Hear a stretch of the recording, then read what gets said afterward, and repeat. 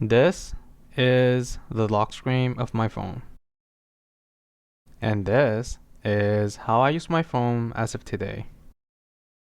And with a screen time of 3 hours and 31 minutes, you're probably gonna get a good sense that I'm not really a heavy phone user. So, the question is, if I were to not use my phone for a week or not use any social media for a week, then will it be much of a challenge for a not so heavy phone user like myself? So essentially, this experiment is asking to alter one's lifestyle. And when altering one's lifestyle that is so deeply rooted in their habits, logically and reasonably speaking, there will be some extent of challenge. But cell phone is essentially one's personal information hub. And social media, on the other hand, is really just a bunch of online platforms in your phone. So, more logically and reasonably speaking, not using my cell phone would be expected to be more challenging. And me personally, I thought that not being able to use my CarPlay would be a lot more challenging. So, for those who are actually contributing to carbon neutral by not driving or having lived in a cave for too long, CarPlay is basically Apple's outdated way of replacing your car's infotainment system directly by the apps in your phone, so you could use some actual navigations that don't drive you straight into traffic. And even if you do, you could listen to whatever apps you have on your phone that plays audiobook, podcast, or music. But why would not using CarPlay be so challenging for me in the first place? I don't know. Maybe it's because I don't have a sense of direction, or the fact that if I don't want to get jammed in traffic, I need algorithms to constantly update the best route every 3 minutes for the past 4 years. And now that I'm graduating, the local government finally comes up with a genius solution to ease traffic by making driving more unaffordable. Yet, with all that tax money, the potholes that make my daily commute more like warzone commute for the past 4 years are still there. And in terms of what other things I would use my phone for, I immediately thought of my phone wallet, but this is primarily because I'm lazy instead of having a deeper meaning associated with it. Though social media, on the other hand, it primarily serves as my automatic info updater about, well, policy rates. And if you happen to follow any real estate professionals on Instagram, this will actually be the most convenient way you could possibly have to update the most important data you need for your financial decisions. And occasionally, okay, actually, most of the time I use it for reels. So, the purpose of both inventions is to communicate, but mine here is not the case and clearly an outlier.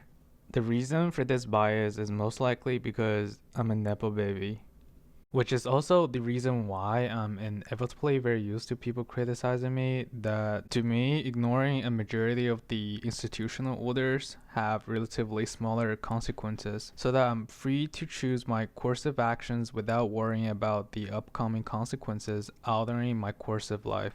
In other words, when my phone functions as social integrator, I could completely ignore all my institutional notifications without suffering too much because the worst case scenarios like not graduating UBC or not being able to pay my loan or got fired from my job won't alter my life course too much. Will my family and friends think me as a disgrace? Absolutely. Will I still have access to basic human needs like water, food, and shelter? Absolutely. As for social media, there's also this environmental reinforcement factor that being digital minimalism will sometimes be called pretentious. But by doing so, it essentially signals a higher social capital, especially among Nepo babies, to be used as an intra class distinction. People who are able to achieve this elite detachment will essentially gain a higher social status among the groups.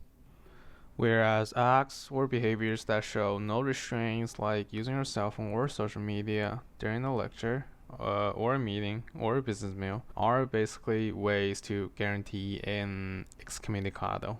It basically means that there will be a loss of privileges that strips all of the instrumental values previously offered by the group. And because of habits of such, there will be a reciprocal reinforcement to not be seen as no restraints, simply by changing the modes of consumption from what to consume to how to consume.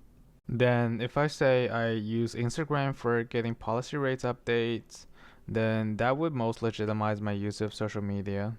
So here comes the first day of not using my phone for a week. And I purposely didn't charge it over the night. So consequently, I woke up late the second day because I didn't have the phone alarm. And I'm also inevitably late for the class. I couldn't really get an ETA estimation before departure, and I also really couldn't get an optimized route planned for me. I also couldn't listen to musics, and I really couldn't think of a worse way to waste your time than sitting in traffic doing nothing. And when I finally get to school pocket, I realized that I can't charge my car because school chargers can only be initiated by phone apps, which later reminded me that my car also has a bunch of functions that can only be activated by a phone app. So without a phone, I would be actually better off with a gas car. And on my way to the classroom, I realized that I don't have any sleep data to estimate how productive I'm going to be for today. Because if I didn't sleep well, it'll be better off for me to just go home instead of sitting in the library and pretend that I was studying. So here comes the second day. Actually, there was no second day. Because for everything that I've listed here, except for the fact that I could get a alarm clock, the rest of things can only be distinctively achieved by my cell phone.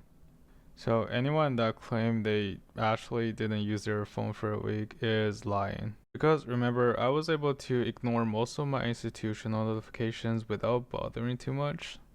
And the fact that Canvas needs two-factor authentications whenever you're outside the school internet, that pretty much deemed this experiment to be impossible for anyone that's more caring about their life than I do. So instead of not using my phone for a week, I only didn't use it for a day.